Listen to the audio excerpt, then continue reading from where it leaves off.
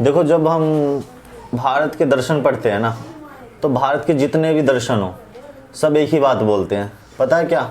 मोक्ष प्राप्त। मतलब कि कोई भी कर्म करो, कुछ भी करो, लास्ट में एक ही रास्ता है, एक ही अंतिम बिंदु है, वो है मोक्ष की प्राप्ति।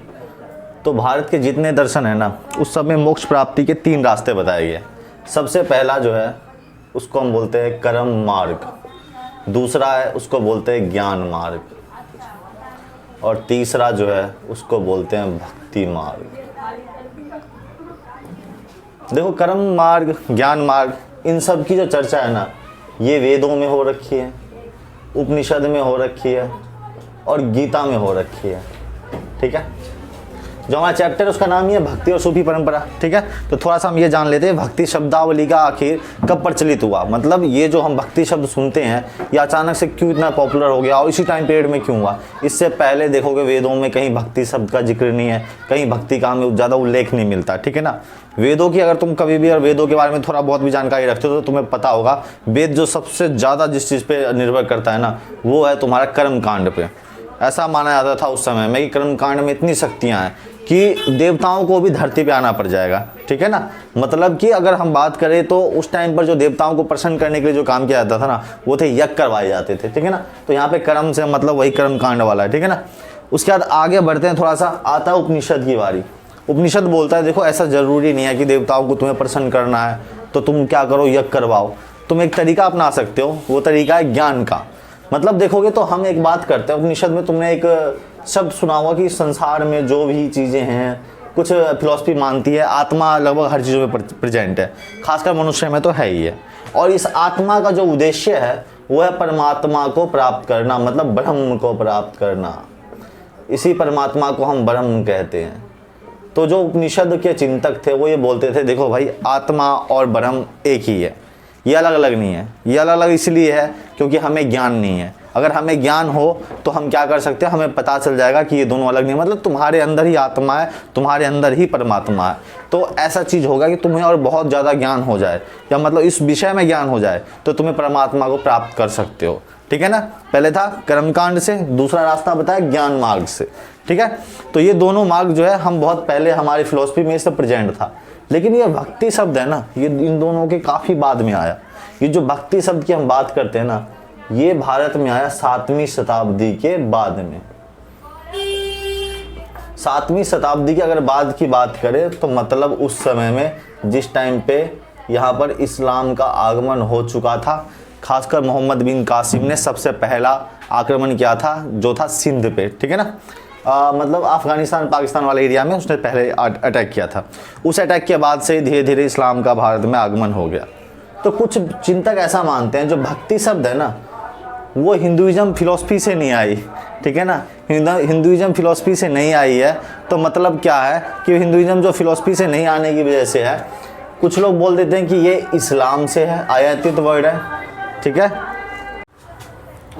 तो ये वर्ड जो है ना भक्ति, ये इस्लाम या ईसाई से ऐसे कुछ थिंकर्स मानते हैं, क्योंकि हमारे मूल फिलॉसफी में बोलते तो है नहीं कि जब तुम्हारी मूल फिलॉसफी में नहीं है तो बाहर से। लेकिन ऐसा नहीं है। तुम लोगों को मैंने हड़प्पा सभ्यता पढ़ाया तो तुम लोगों को ये पता होगा कि जो हड़प्पा सभ्यता है उसमें हमें मातृ देवी की पूजा का वर्णन मिलता है ना, और भी कुछ देवताओं की, जैसे पशुपति है ना, एक योगी की मुद्रा में एक व्यक्ति बीचों बीच बैठा है, चारों तरफ उसके जानवर है ना, तो उसको हमने पशुपति का नाम दे रखा है। तो मतलब हम ये मानते हैं कि हमारे यहाँ भक्ति के तत्व मौजूद थे। ठीक है ना, वो बहुत पहले मौजूद थे, वैदिक काल से भी पहले मौजूद थे। ठीक है ना, तो हम ऐसा बिल्कुल नहीं कह सकते ये वर्ड्स जो है बाहर से। लेकिन कुछ थिंकर्स की आलोचनाएं हैं, तो आलोचनाओं को भी हम देख के चलते हैं, स्वीकार करके चलते हैं, उसको भी पढ़ के चलते हैं कि हमारे फिलॉसफी पे कोई किसने क्या ऐसे कमेंट्स किए हैं, पॉजिटिव है, नेगेटिव है। ठीक है ना, और उसके बाद इससे भी जो खुश नहीं होते तो हमारे पास एक और एग्जाम्पल है, वो है बौद्ध धर्म का एक शाखा। तुम्हें मैंने बताया था जब हमने 4 चैप्टर पढ़े थे तो उसमें हमने पढ़ा था कि बौद्ध धर्म 2 शाखाओं में बट गई थी, एक हीनयान और एक महायान। ठीक है ना,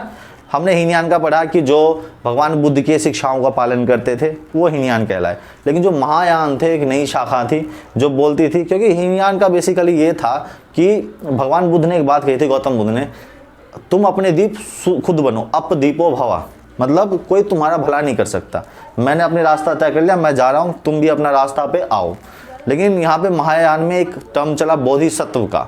मतलब यहाँ पर ये था बोधिसत्व से कि तुम उसकी पूजा करके भी मोक्ष की प्राप्ति कर सकते हो। तो ये रास्ता ज़्यादा सिंपल था, सबने यही अपनाने लगा। तो यहाँ पे देखोगे तो यहाँ पे भी पूजा का या भक्ति का हमें थोड़ा ना थोड़ा अंश दिखाई देता है ना। तो हम इसलिए इन दोनों जो विचार है ना इसको हम खारिज कर देते हैं। हालांकि हाँ, ये 7वीं शताब्दी के बाद से ये शुरू हुआ। तो ये देखो, मैंने तुम्हें बिल्कुल ऐसे बता दिया कि भक्ति शब्द ही कहाँ से आई। अब हम जानते हैं कि भक्ति आंदोलन ही क्यों चलाया गया, आखिर ज़रूरत क्या पड़ी, ठीक है ना।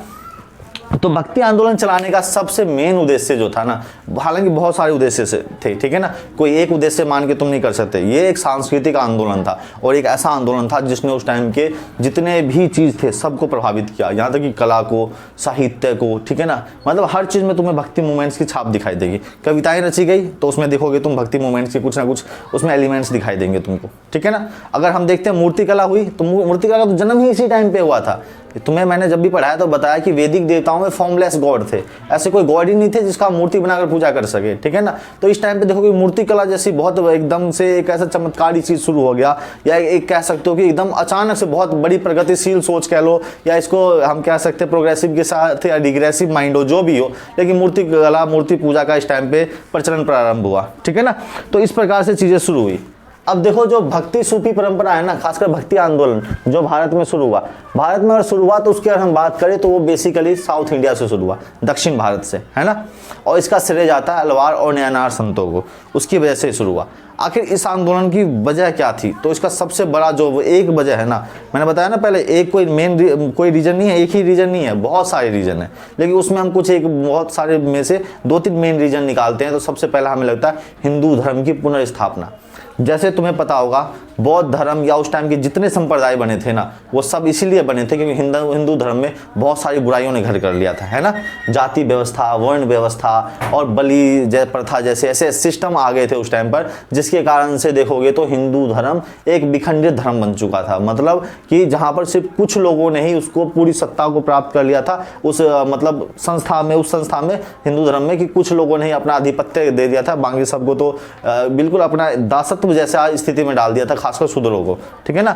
जब इक्वालिटी जैसी चीजें नहीं होती हैं तो उसमें से लोग भागने की कोशिश करते हैं और उस तरफ जाने की कोशिश करते हैं जहां पर उनको एक सम्मान मिले, ठीक है ना।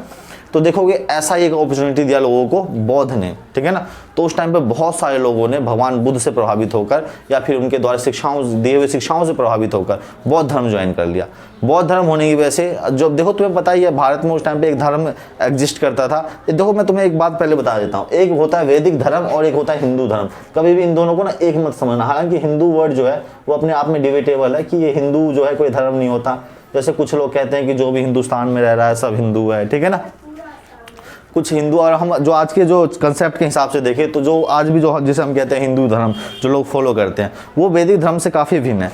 वैदिक धर्म, ध्यान रखना, ये वो धर्म है जिसको बेसिकली आर्यंस ने स्टैब्लिश किए थे, ठीक है ना। आर्यंस द्वारा जो धर्म स्टैब्लिश किया गया था या जो उनकी परंपराएं थी, पूजा पद्धति थी, उन सबको मिलाकर जो हम एक बात बोलते हैं वो वैदिक धर्म कहलाता है, ठीक है ना। और उसके बाद हिंदू जो है ना, आर्य के साथ साथ और भी बहुत सारे यहाँ पे लोग रहते थे जिसे हम गैर आर्येतर लोग कहते हैं। तो जो गैर आर्य और आर्य के जो मिलने से जो हुआ ना धर्म, वो बेसिकली हिंदू धर्म है, ठीक है ना। वो पूरा वैदिक धर्म नहीं है, ठीक है ना। इसमें बहुत सारी चीज़ें समाहित होती चली गई हिंदू धर्म में, ठीक है। समझ आ गया तुमको ये बातें?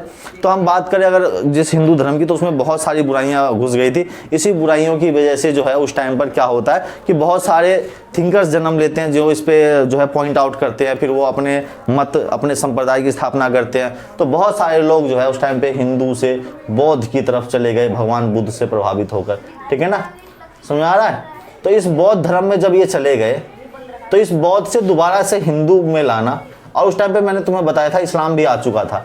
और इस्लाम जो क्या बात करता था, जाति व्यवस्था की खात्मे की बात करता था। मतलब हम बात करें तो इस्लाम में कोई जाति व्यवस्था नहीं है। तुम सबको ये बात मालूम होगा ना कि इस्लाम में कोई जाति व्यवस्था बेसिकली है नहीं, ठीक है ना। मतलब दो संप्रदाय है मेनली, शिया और सुन्नी। उस टाइम पे भारत की बात करें तो उससे पहले जो है ज़्यादा इस्लाम में, जितना भारत में है ना जातियाँ इतना बढ़ती हुई थी हिंदू धर्म, तो उतना ज़्यादा इस्लाम में वो कठिनाइयाँ नहीं थी जितना भारत में हम हिंदू धर्म में देखते हैं। तो ये एक बौद्ध से हिंदू में लाना और हिंदू लोग इस्लाम में न चले जाए, इसलिए जो है ना ये आंदोलन शुरू किया गया था।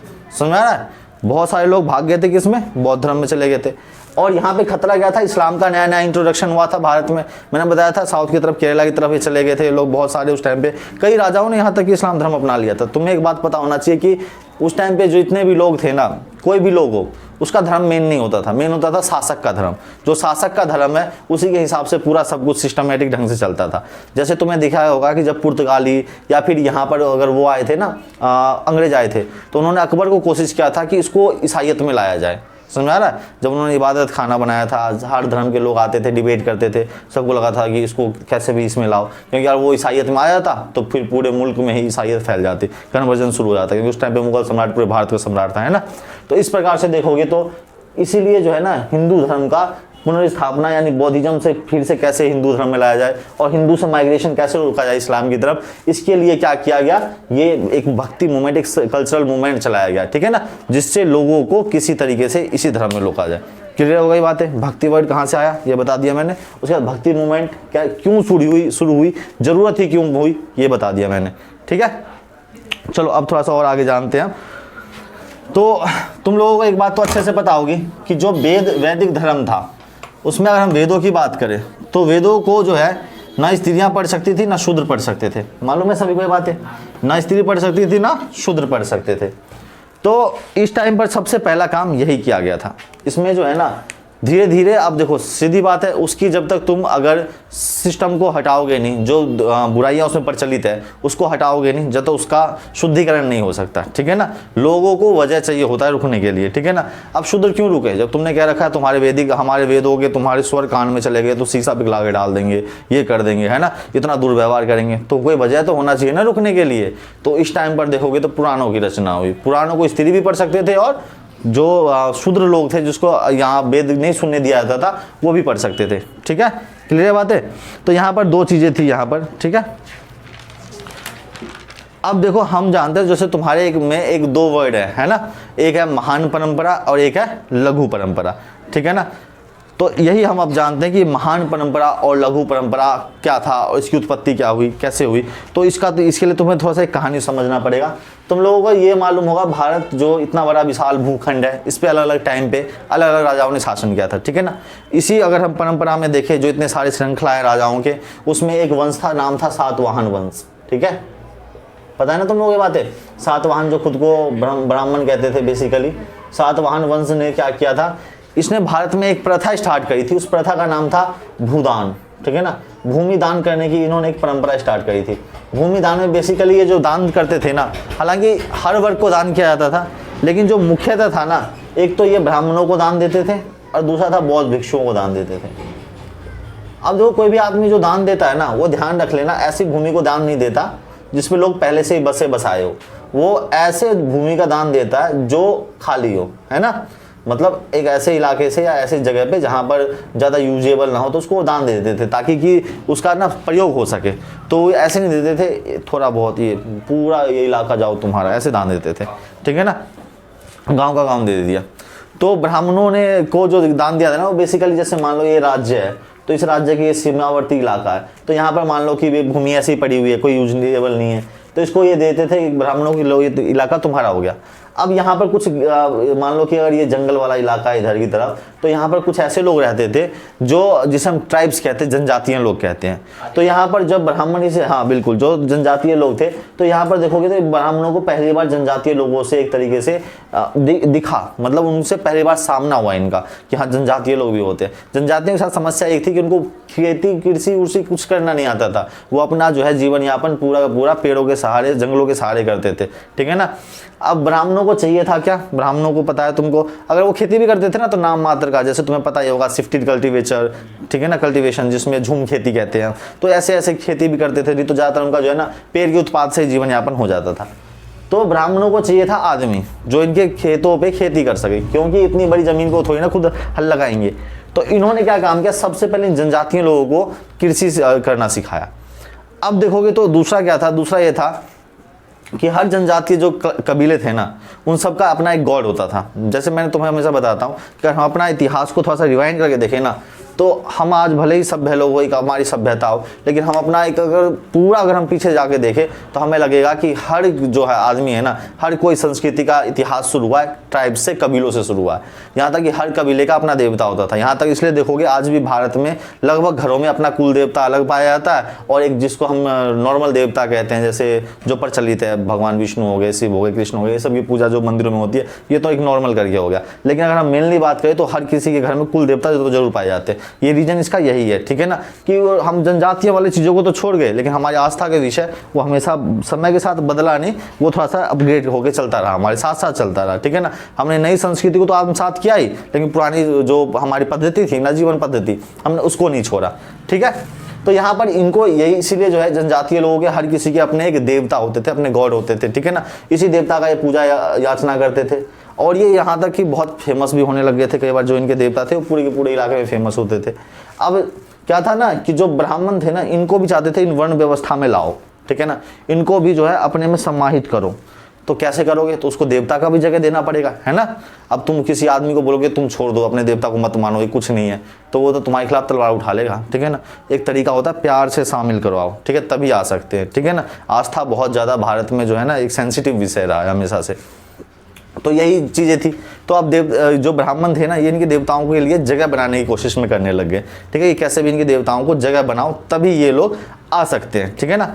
हम यहाँ पर इस एक बात की बात करूँ मैं, तो यहाँ पर हम कह सकते हैं कि एक था आर्य संस्कृति, आर्य यानी ब्राह्मणवाद जो शुरू से चला आ रहा था, ठीक है ना, और एक को हम बांट के देख सकते हैं गैर आर्य संस्कृति में।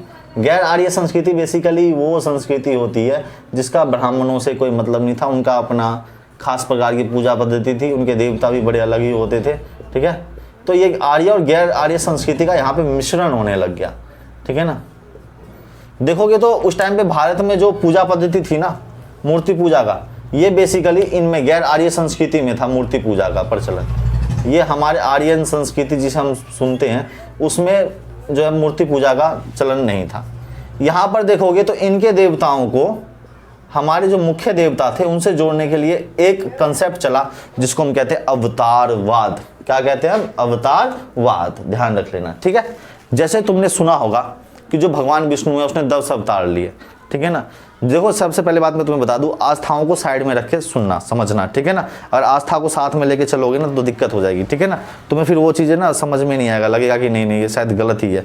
इतिहास का सबसे बड़ा समस्या कह लो या मजबूरी कह लो, ये आस्था से नहीं चलता, ठीक है ना, ये लॉजिक से चलता है, तर्क से चलता है, ठीक है। तो इतिहास कभी भी ऐसा नहीं होगा जो तुम्हारे आस्थाओं के हिसाब से चलेगा, किसी के भी। शायद अभी मैं बताऊँ तो तुम लोगों ने कुछ ऐसी कहानियाँ सुन रखी हो जिससे तुम्हें लगे कि थोड़ा अलग है, ठीक है ना। या जब मैं सूफी परंपरा पढ़ाऊँगा तो इस्लाम के जो बच्चे होते हैं उनके साथ दिक्कत होती है कि हाँ जो पढ़ा रहे हैं थोड़ा सा हमारे धर्म के खिलाफ है। नहीं, कुछ नहीं होता भाई, जो शायद तुमने सुना होगा उसमें थोड़ा सा गड़बड़ हो सकती है, ठीक है ना, कि हाँ मिथक अलग अपनी जगह होती है, तर्क अपनी जगह होती है। तो यहाँ पे अवतारवाद कैसे होता है? अवतारवाद का बेसिकली हम बात करें तो इनके जो देवता थे ना उनको मुख्य देवता से जोड़ दिया जाता है। कैसे? तो देखो यहाँ पर तुम्हें मैं एग्जाम्पल देता हूँ। मथुरा का जो इलाका था ना, जो मथुरा का इलाका था, इन इलाका में एक देवता थे बहुत फेमस थे। खासकर उस एक कबीला था जिसमें ये देवता को बहुत ज़्यादा पूजा जाता था। उस कबीले का नाम था बिरशन कबीला, ठीक है ना। इस कबीला के जो मुख्य देवता थे, हालांकि 5 देवताओं के साथ वो मुख्य थे, उसका नाम था वासुदेव कृष्ण, ठीक है। और एक देवता थे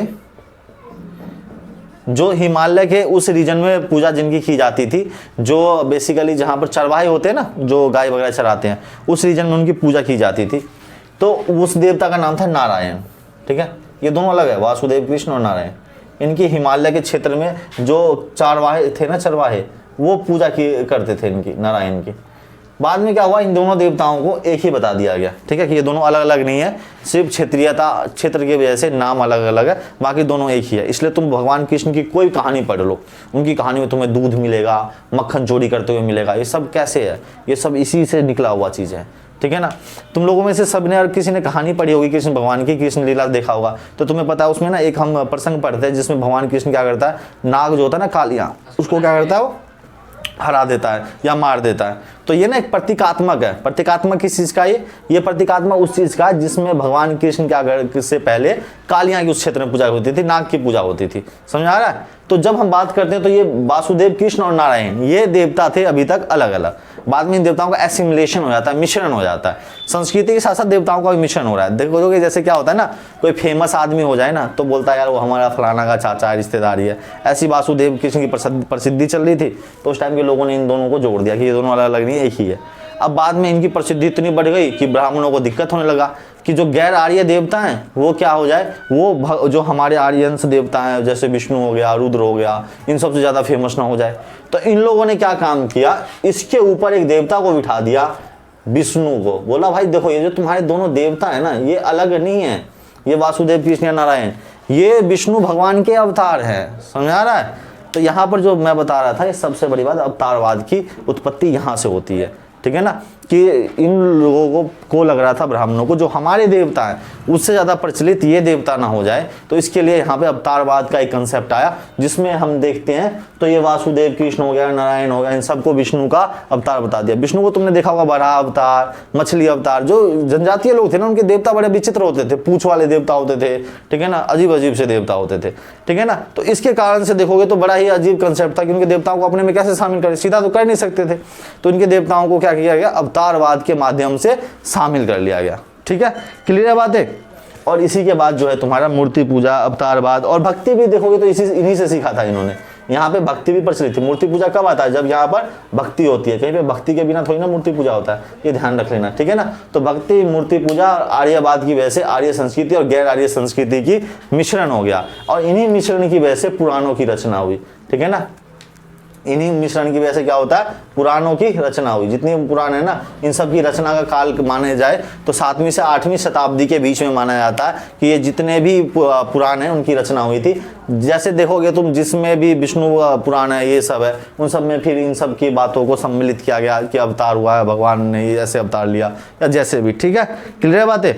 अब तुम्हारे जो मैं बात कर रहा था कि महान परंपरा और लघु परंपरा, अब उसके बारे में थोड़ा सा समझ लो कि ये है क्या। जो तुम्हारे एनसीईआरटी के टॉपिक्स में सबसे इंपॉर्टेंट टॉपिक्स में से एक है कि महान परंपरा और लघु परंपरा है क्या। ये वर्ड हालांकि बहुत बाद में 20वीं-21वीं शताब्दी के आसपास एक व्यक्ति थे, नाम था रॉबर्ट रेडफील्ड। ठीक है ना, उन्होंने क्या किया, भारत में जितने भी लोग रह रहे थे ना उन सब के सांस्कृतिक आचरण या फिर पूजा पद्धति कह लो, इनको 2 भागों में बांट दिया। इनके सांस्कृतिक आचरण को, एक को बांट दिया इन्होंने महान परंपरा में और एक को बांट दिया इन्होंने लघु परंपरा में। ये जो महान परंपरा और लघु परंपरा है, महान परंपरा बेसिकली ये वो परंपरा है जिसका ना शक्तिशाली लोगों के द्वारा जिसका पालन किया जाता था। ठीक है ना, समाज में जो प्रभुत्वशाली वर्ग थे, जैसे कि ब्राह्मण हो गए, राजा हो गए, ठीक है ना, इनके द्वारा इन चीज़ों का जो पालन किया जाता था ना, ब्राह्मणों के द्वारा और राजाओं के द्वारा। ठीक है, उसको कहा गया क्या, महान परंपरा। ठीक है, और अगर बात करें लघु परंपरा की तो ये बेसिकली किसी क्षेत्र विशेष में प्रचलित था। ठीक है ना, मतलब कोई एक कबीला मान रहा है, कोई एक क्षेत्र मान रहा है, तो ये 2 प्रकार की ये परंपराएं थी। इस टाइम पर क्या हुआ, इन दोनों परंपराओं का मिश्रण होने लग गया। ठीक है ना, महान परंपराओं का और लघु परंपरा का। ठीक है, ये क्षेत्र विशेष में प्रचलित था और ये प्रभुत्वशाली वर्ग लगभग जो भी थे उस टाइम में, ब्राह्मण, राजा, उनके द्वारा इन परंपराओं का फॉलो किया जाता था। ठीक है, तो यहाँ पर देखोगे तो ये लघु परंपरा और महान परंपरा में बेसिकली यही अंतर है। ठीक है, इसमें जो मुख्य देवता सब होते थे वो होते थे वैदिक देवता, ये ध्यान रख लेना। इसमें जो देवता होते थे बेसिकली वैदिक देवता होते थे, और इसमें जो देवता होते थे ना वो क्षेत्र विशेष में चलने वाले देवता थे। ठीक है ना, जैसे कि तुम्हारा मैंने कृष्ण का एग्जाम्पल बताया। ठीक है ना, और इसके बाद तुम्हें एक और एग्जाम्पल बताऊं तो तुम में से कहीं ने सुन रखा होगा, जो उड़ीसा के जगन्नाथ देवता है ना, उनका उड़ीसा में बहुत पूजा किया जाता है। इसको फिर भगवान विष्णु का अवतार बताया गया था बाद में। ठीक है, भगवान जगन्नाथ का जो है मतलब वहाँ पे पूजा किया जाता था। तो इस प्रकार से देखोगे तो ये महान परंपराएं, लघु परंपराएं जो अलग अलग चीज़ें थी, इन दोनों का मिश्रण होने लग गया इस काल में। ठीक है ना, जिससे पुराणों की और भी बहुत चीज़ों की रचना हुई थी। ठीक है, तो ये जो है हमारा टॉपिक, इस मतलब कि जो हम बात करें इसमें महान परंपरा और लघु परंपरा, वो बस इतना ही था, और सांस्कृतिक आचरण जहाँ तक था बस यही। ठीक है, तो आज इतना ही रखते हैं। ठीक है, फिर बाकी का हम कल के पढ़ते हैं।